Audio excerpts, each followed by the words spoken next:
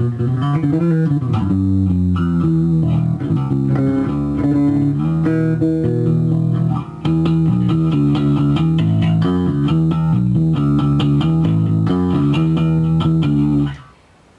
again in the series of things that are different, Wal Bass. How about this? 1985 Wal Shedua top and back. Pretty clean, nice, smooth British bass. For those of you who have never tried one of these, aside from Rush, aside from Tool, aside from Flea doing on one of these, they're in a lot of the British bands, a lot of the UK bands over the years, especially in the 80s when they were really jamming. You'll find a lot of them. You can look up Brand X with Percy Jones. He was smoking. He played fretless, still does, but he played fretless Wal. Mick Karn, who passed away recently, was a huge Wal guy. He had a one-of-a-kind deal. Anyway, this bass is sent to me by our fan favorite Husky 123, Lee. So we're just giving it a little run through this morning. I just pulled it out of the box and tuned it up and set everything.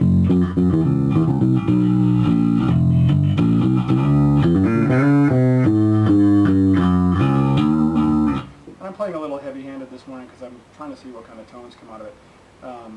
If I'm doing my usual stuff, it'll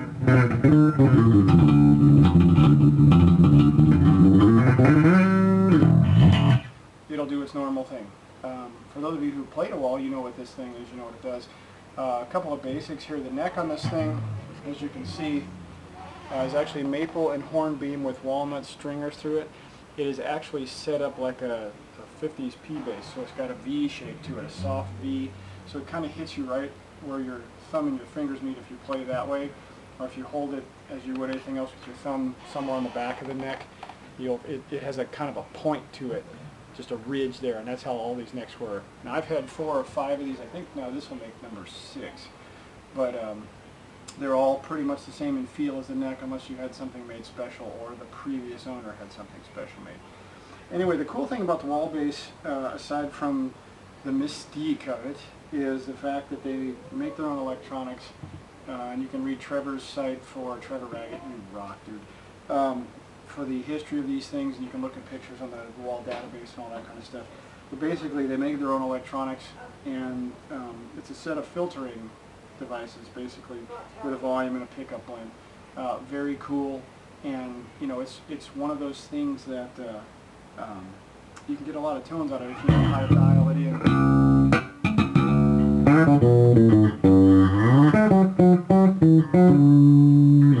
So it has a lot to it. I can go through this. We have volume, you have a pickup selector, and then there are 2 filter cuts which are actually push-pull knobs. Again, you can dial in or out the frequencies and then lock them in.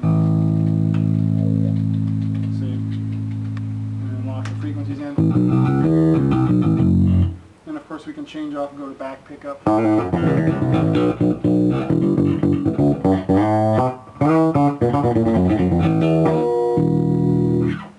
The front pickup.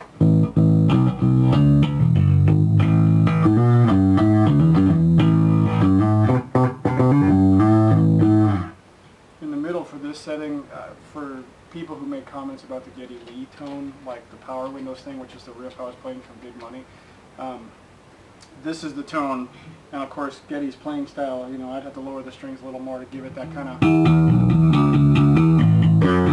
get that tone that everybody knows. Little known fact too, the one is that he played on the records were actually not the black ones like some people think. They were walnut faced. They're Peter Collins' own. Nice British dude there because he had them for a while. Anyway, so this is the Wal Bass, and if you have any questions, obviously ask.